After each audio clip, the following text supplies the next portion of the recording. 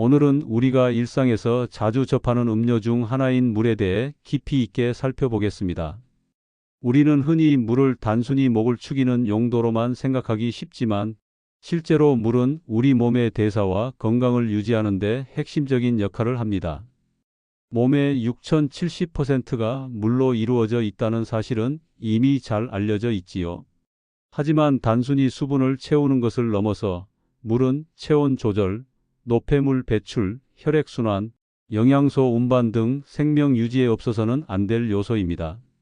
물은 우리 몸에서 수많은 화학 반응을 매개하는 역할을 합니다. 예를 들어 음식물이 소화되고 흡수되는 과정, 세포 속에서 에너지가 생성되는 과정, 노폐물이 신장을 통해 걸러져 소변으로 배출되는 과정 모두 물이 없이는 불가능합니다. 땀을 통해 체온을 조절하는 기능 또한 물 덕분에 가능한 것이지요. 만약 물이 부족하다면 우리 몸은 가장 먼저 피로감과 집중력 저하를 느끼게 되고 심한 경우 두통, 소화장애, 변비, 피부 건조로 이어질 수 있습니다. 실제로 탈수 상태는 생각보다 쉽게 찾아옵니다. 갈증을 느낄 때는 이미 체내 수분이 부족한 상태라는 연구 결과도 있습니다. 더욱이 나이가 들수록 갈증을 느끼는 감각 자체가 둔해지기 때문에 수분 섭취가 부족해지기 쉽습니다. 이 때문에 나는 목이 마르지 않으니 물을 굳이 안 마셔도 된다는 생각은 잘못된 것이지요. 오히려 의식적으로 물을 마셔야 몸의 균형을 지킬 수 있습니다. 그렇다면 하루에 얼마만큼의 물을 마셔야 할까요? 일반적으로 성인은 하루 1.5리터의 수분을 섭취하는 것이 권장됩니다. 하지만 이 양은 단순히 물로만 채워야 한다는 뜻은 아닙니다. 과일이나 채소, 곡물 음식에도 많은 수분이 들어있기 때문에 다양한 식품을 통해서도 일정 부분 보충이 가능합니다. 그러나 카페인이 든 음료나 알코올은 이뇨 작용을 촉진해 오히려 체내 수분을 빼앗을 수 있으므로 순수한 물 섭취를 기본으로 하는 것이 가장 좋습니다. 또한 물을 마시는 방법에도 요령이 있습니다. 한 번에 많은 양을 벌컥벌컥 마시는 것보다는 조금씩 자주 나누어 마시는 것이 더 효과적입니다.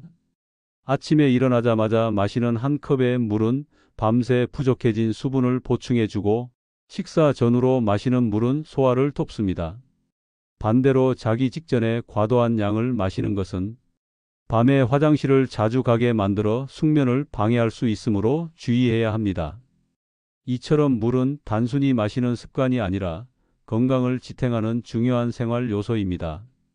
제대로 알고 꾸준히 실천한다면 노화 속도를 늦추고 각종 질환을 예방하는 데도 큰 도움이 됩니다.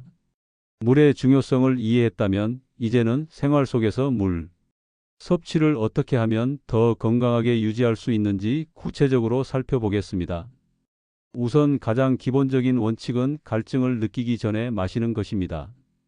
앞서 언급했듯이 갈증을 느낄 때는 이미 몸이 어느 정도 탈수 상태에 들어간 경우가 많습니다. 따라서 일정한 간격을 두고 조금씩 자주 마시는 습관을 들이는 것이 바람직합니다. 예를 들어 아침에 일어나서 한 컵, 오전 업무 중에 한 컵, 점심 식사 전후로 한 컵, 오후에 한두 컵, 저녁 무렵과 취침 전 소량 등 하루를 일정한 패턴으로 나누어 섭취하면 좋습니다. 특히 아침에 일어나자마자 마시는 물은 혈액을 묽게 해 혈액순환을 돕고 장운동을 자극해 배변 활동에도 큰 도움을 줍니다. 반면 식사 직후에 너무 많은 양을 한꺼번에 마시면 소화 효소가 희석되어 소화에 방해가 될 수 있으니 주의해야 합니다. 물의 온도도 중요한 요소입니다. 차가운 물은 순간적으로 갈증 해소에는 효과적이지만 위와 장을 자극할 수 있어 소화가 약한 사람에게는 부담이 될 수 있습니다. 반면 미지근한 물은 몸에 무리가 적고 흡수도 잘 되기 때문에 가장 이상적인 선택이라고 할 수 있습니다. 특히 아침에 마시는 첫 잔은 미지근한 물이 좋습니다. 또한 물을 마시는 습관을 형성하기 위해 환경을 바꾸는 것도 도움이 됩니다. 눈에 잘 보이는 곳에 물병을 두거나 정해진 시간마다 알람을 설정해 두는 방법, 개인 전용 컵을 마련해 수시로 물을 채워두는 방법 등이 있습니다.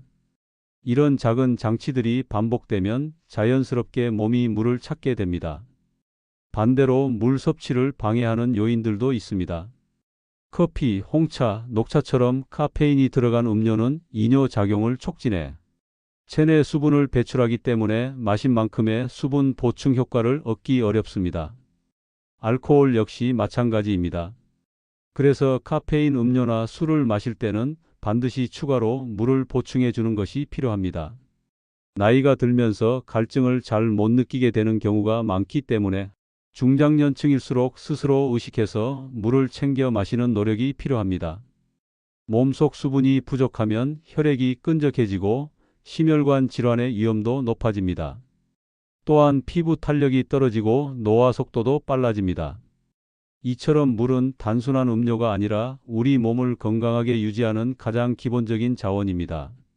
올바른 습관을 통해 물을 의식적으로 꾸준히 섭취하는 것이야말로 건강을 지키는 첫걸음이라 할 수 있습니다. 물을 단순히 갈증 해소를 위한 음료로만 여기는 것은 큰 착각입니다.